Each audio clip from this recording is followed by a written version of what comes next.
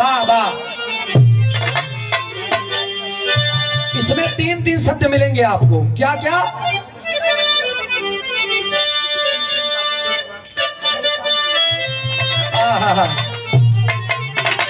अरे और हिला, अरे और हिला गुजरिया हो चुनरिया चटकार। लेकिन यही के भाव में कहना पड़ा। कैसे?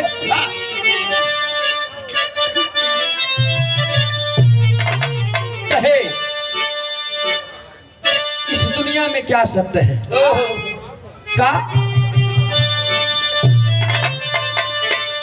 अरे ओ हिला, अरे ओ हिला गुजरिया हो चुनरिया सत्य नाम के। ओ हिला गुजरिया हो चुनरिया सत्य नाम के।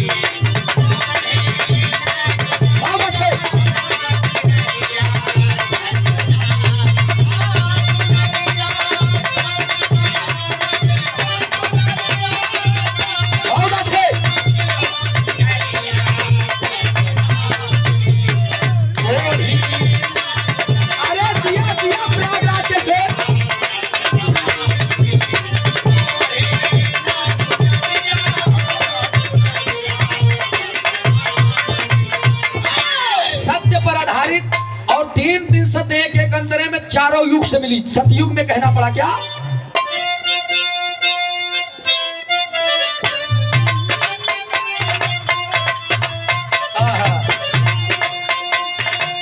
राजा हरिश्चंद्र जी पे छाई जग की रानी है।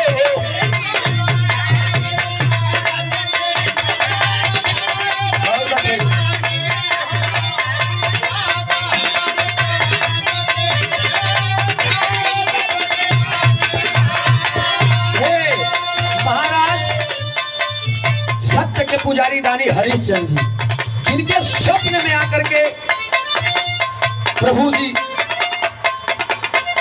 उनका दान, उनका राजपाट सब कुछ मांग लिए थे, लेकिन सत्य के पुजारी थे। सपने में हारे हुए उस राजपाट को सही सही हार गए। और जब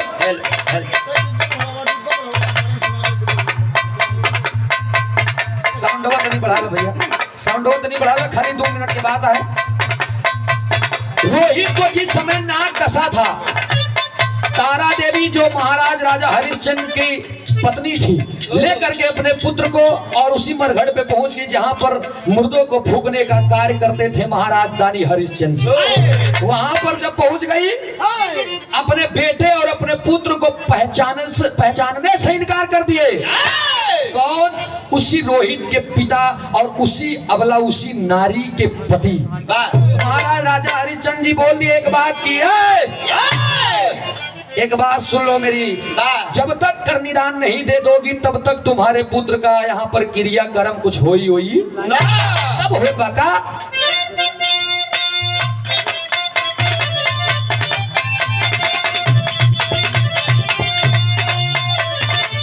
राजा हरिश्चंद्र जी पे छाई जब की रानी हो।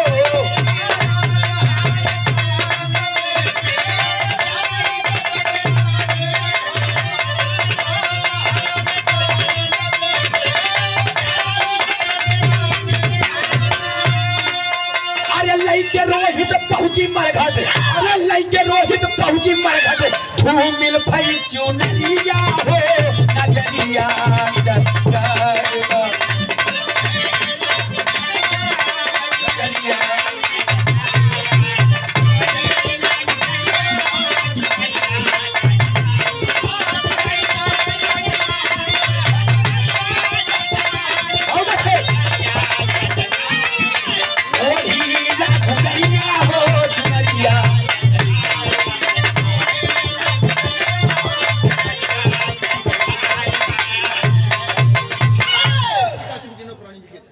काशी, यही काशी। मैंने पहले बताया ना, उस समय गंगा मां को न आने से पहले ही आपके इसी बनारस की धरती पर जो ये मणिकर्णिका घाट है, ये गंगा माँ जब नहीं आई थी तो उसके पहले का घाट है। कभी कभी गवैया सवाल कर देते कविता जी का नोट रखे, ये गंगा मैया नहीं आई तब के घाट यही। इसी घाट पर आपके इसी काशी पर महाराज दानी हरिश्चंद्र जी बिके हुए थे दोस्त। यही की वो बात थी, सतयुग में ही बात था। लेकिन एक बात और है, छूटर है जो धूम लिख रहे, क्या कहना पड़ा दूसरे अंतरे में।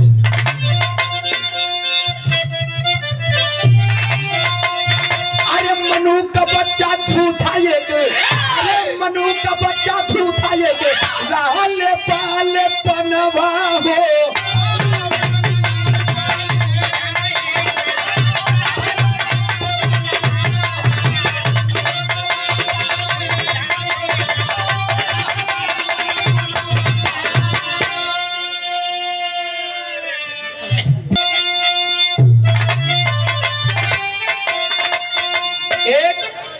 नाम का बच्चा था, घर में महल बाग बगीचा सब कुछ भरा था, लेकिन वो करे बावजूद जब उसे ये पता चला कि ये दुनिया इंसान जितने भी हैं सब ये मिथ्या है, ये सब मिथ्या है। भारत के दुनिया में तो 5 साल की उम्र में अपने महल अपने धन दौलत को त्याग कर आकर के एक बगीचे में एक वन में प्रभु के भक्ति में लीन हो जाता है। दूसरे अंतरे में कहना पड़ा मास्टर साहब त्रेता में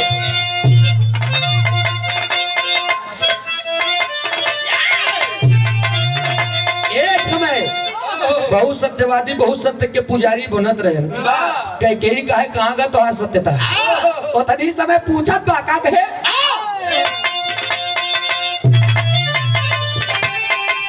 अरे सत्य निभावा राजा दशरथ।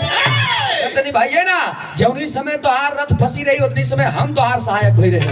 उतनी समय आपने मुझसे वादा किया था कि वक्त आने पर हम तो हार मानता पूरी कह दे। तब अब तू जाता मर्यादा पुरुषोत्तम श्री राम जी के गद्दी दे, हमसे बर्दाश्त न हुई। क्या तब के का चाहिए कि हमारे लड़कियां भरत के चाहिए। कहा धनका कहे अरे सत्य दिखावा राजा दशरथ, अरे सत्य दिखावा राजा दशरथ, झेला परेशानी हो।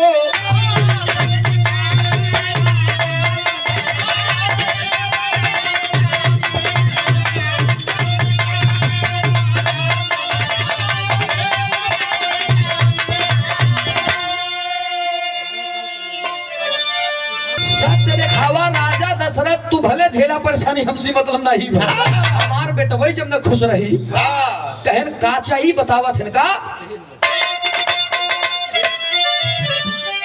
अरे 14 वर्ष के राम के भेजा, अरे 14 वर्ष के राम के भेजा, सोना पिया बना हो नया नवा।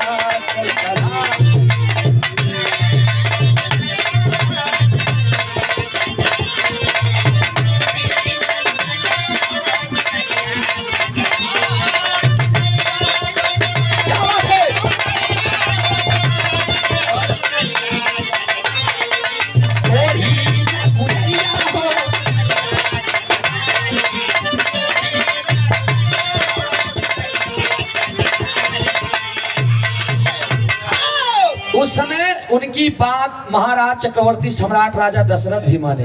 बात आई द्वापर की, द्वापर में बात उस समय बा महाराज राजा मोरंग के लड़का नीलकंठ, नीलकंठ के लड़का मोरंग ध्वज, मोरंग ध्वज के लड़का ताम्र ध्वज। भगवान श्री कन्हैया अर्जुन के घमंड तोड़े खातिर अर्जुन के शेर के रूप दे दे, पुनः स्वयं एक ब्राह्मण का रूप ले लिए। पहुंचे कहां पे राजा मोरंग ध्वज के दरबार में।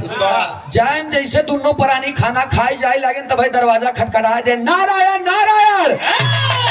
अरे कोई साधु आया है। राजा मोरंग ध्वज अपने धर्म पत्नी को समझाकर और साधु के पास गए, कहे क्या हुआ बाबा। बाबा कह रहे हैं कि बेटा मैं कई दिन से भूखा हूं, मुझे भोजन करा दो। बुला करके मोरंग ध्वज उचित स्थान दे देते हैं। जब खानवा दे दें तब वही भगवान श्री कन्हैया ब्राह्मण के रूप में, तब उतनी समय साधु बाबा बतावत हैं कि हम तो भोजनवा यही कैले, लेकिन हमारे शेरवा भोजन के कर करी। मोरंग ध्वज कहन प्रभु इसको क्या चाहिए। कहन एक मांस चाहिए। कहन हम जाते ही तुरंत मांस कि व्यवस्था कह के ले आओ। कह ना ना ना ना ना ना कह तब कहनी तोहरन बेटवा ताम्रध्वज के मांस खाई, खियावे को खियावा नहीं तो उठी चली हम। सत्यवादी रहा, सत्य का पुजारी था। आज उसके आंखों में आंसू है, लेकिन बाबा के सामने हाथ जोड़ के कहता है कि बाबा, ए बाबा, मेरे जिगर का टुकड़ा, मेरा लाल, मेरे कुल का चिराग, एक यही तो बेटा है जिसका नाम ताम्रध्वज है। बाबा आप इसके जगह पर क्या मेरी लाश नहीं खा सकते? साधु बाबा के नहीं नहीं नहीं चाहिए मुझे। तुम्हारे बस की बात हो तो ठीक है, नहीं हम जाए यहाँ से। नहीं नहीं नहीं बाबा नहीं, आज तक मेरे दरबार से कोई भूखा वापस नहीं लौटा है, तो मैं आपको कैसे जाने दूं? उतनी समय के मैं काटूंगा जरूर। ताम्रध्वज को बुलाते हैं, दोनों प्राणी वही एक छप्पर बा, छप्पर जेका पहले लोग खपड़ा के ठहरा कच्चा गारा के, वही छप्पर के अंदर ले जा करके और अपने बेटे ताम्रध्वज को पटक देते हैं मोरंग ध्वज, और उसके ऊपर जब आरा चलाते हैं वही समय कवि जी ने लिखा, देखा एक गवैया गलती न तो लिखवैया के बा न गवैया के बा। हम जितना बात बताओ भी जान ला, सोशल मीडिया में भी एक बात हमारा वायरल बा, हम मतलब एकदम सही निकाल के दे। उतनी समय गाना हैरान की आरा हिले, छपरा हिले, बलिया हिले ना, अजब अल्लाह चक्के कमर ए गोरी, सारी दुनिया हिले ना। ए भैया हो, ई आरा जिला और छपरा जिला, बलिया जिला नहीं हिलत रहा। ऊ जौनी समय अपने बेटवा ताम्रध्वज के ऊपर आरा चला रहे थे, ऊ आरा हिलत रहा। जौने घरवा में काटत रहे ऊ छप्पर यानी झोपड़ी, छप्पर हिलत रही और उनके औरत के कान के बाली हिलत रहे। आरा हिले, छपरा हिले, बलिया हिले ना, जब लचके कमर जौनी सही चलावत रहे, जब लचके कमर एक गोरी, सारी दुनिया हिले ना, पूरा ब्रह्मांड, पूरी धरती हिल रही थी दोस्त। अपने लड़का को कोनो काटत रहा, लेकिन बाबा साहब ने कह दिया, तने एक बार बताए तो मास्टर साहब लगा के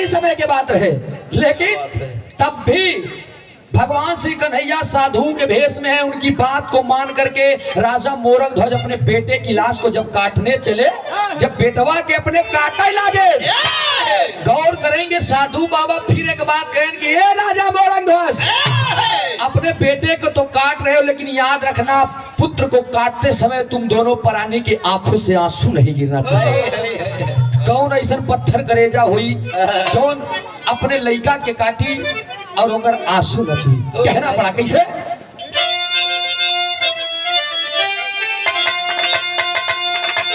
अरे मोरंग ध्वज अब लाल को काटे, अरे मोरंग ध्वज अब लाल को काटे, गिरता ना ये पानी है।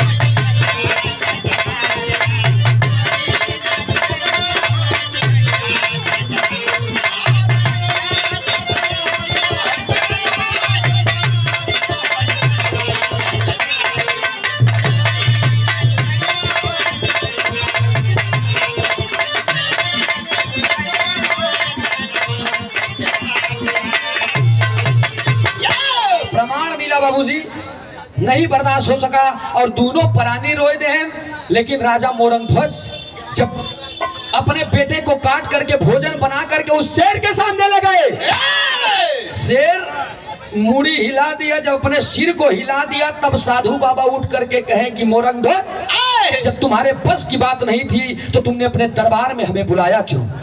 अरे मोरंगध्वज रोने लगा कि आखिर क्या बात है साहब, क्या बात है बाबूजी? महाराज हमसे क्या गलती हुई? उन्होंने कहा मैंने तुम्हें मना किया था कि अपने बेटे को काटते समय तुम्हारे आंखों से आंसू नहीं गिरना चाहिए, लेकिन मैंने देखा कि तुम्हारे बाएं आंख से आंसू गिर गया था। मोरंगध्वज चेड़ों को पकड़ करके एक बात कहता है कि बाबा, ये बाबा, ये एगो लड़का रहे के तो काट के हम दे दिली, बाएं अंग से जौन हमारा असूआ गिरल रहे ना, बाया अंग किसी काम का नहीं होता है। बाएं अंग को काट कर मैंने फेंक दिया और दाहिने अंग का भोजन ला करके आपके शेर को दिया है। इतनी बतिया जब सुने, शेर की आंखों से आंसू गिर रहा है। भगवान श्री कन्हैया यदुकुल शिरोमणि यदुकुल नंदन मुकुंद कुंद श्री मुरली मनोहर अपने रूप में आ जाते हैं। अर्जुन के कहने, अर्जुन कहने का कहना अपने होश सवास में आ जा। अर्जुन जब अपने होश में आए, अपने रूप में आए, तो उसी जगह पर भगवान श्री कन्हैया के चरणों में गिर गए कि प्रभु आपकी माया, आपकी लीला अपरंपार है, हमसे भी बड़ा बड़ा भक्ति दुनिया में तोहार है। उनका घमंड वहां पे चूर होता है और सत्य के पुजारी मोरंगध्वज निकले, चेड़ों को पकड़े हैं कि मांग लो, तुम्हें क्या मांगना है? मोरंगध्वज बोले बाबा मुझे कुछ नहीं चाहिए, बस मेरे पुत्र को ही आप जीवित कर दीजिए। भगवान श्री कन्हैया उनके पुत्र को जिंदा कर दिए। कहन एक बात और मांग ली बाबू।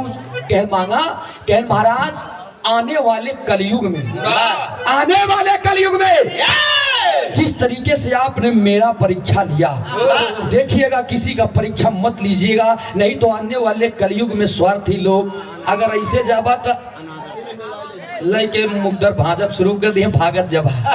यही से कहा थे प्रभु कि आने वाले कलयुग में किसी का इस तरीके से परीक्षा मत लीजिएगा। कलयुग के लाइन में कहना पड़ा, यही में श्री बाबा हमारे कोइलावा उदास के नाम बा। कैसे?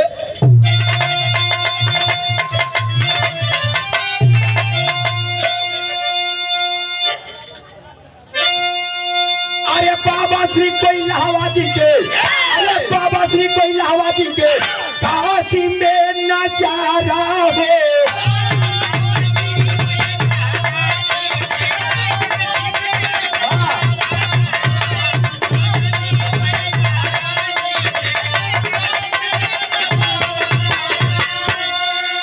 सच्चे मन, सच्चे प्रीत, सच्चे लगन से जिन्होंने इनका पूजन अर्चन किया है, जो भी मांगा है, सुना भी हूँ कि बाबा श्री कोइलावा दास जी उनकी मनोकामना की पूर्ति की। यही से कहना पड़ा क्या? अरे धूमिल नहीं हुआ है किसी का, अरे धूमिल नहीं हुआ है किसी का, सुनीला चुनरिया हो नजरिया नजरिया।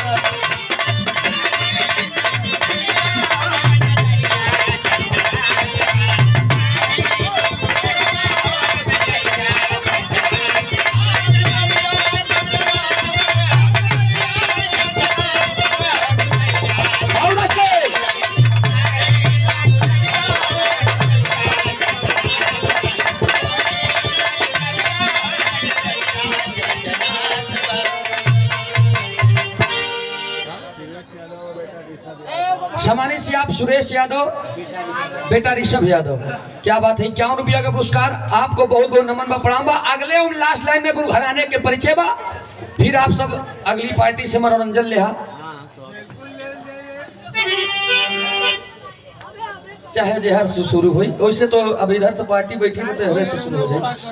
अगले लास्ट लाइन में कहना बा, तब तक हमारे हृदय के गार्जियन आप अकेले ही सैकड़ों पे भारी हैं। हाँ, यही से तो बिरहा के मीडिया पर भारी है।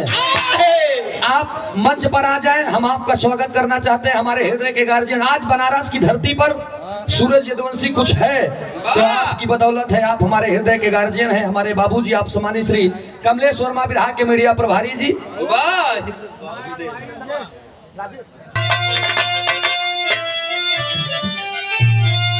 अरे भुल्लू रामधार हैदर, अरे भुल्लू रामधार हैदर, आली भै सपना हो।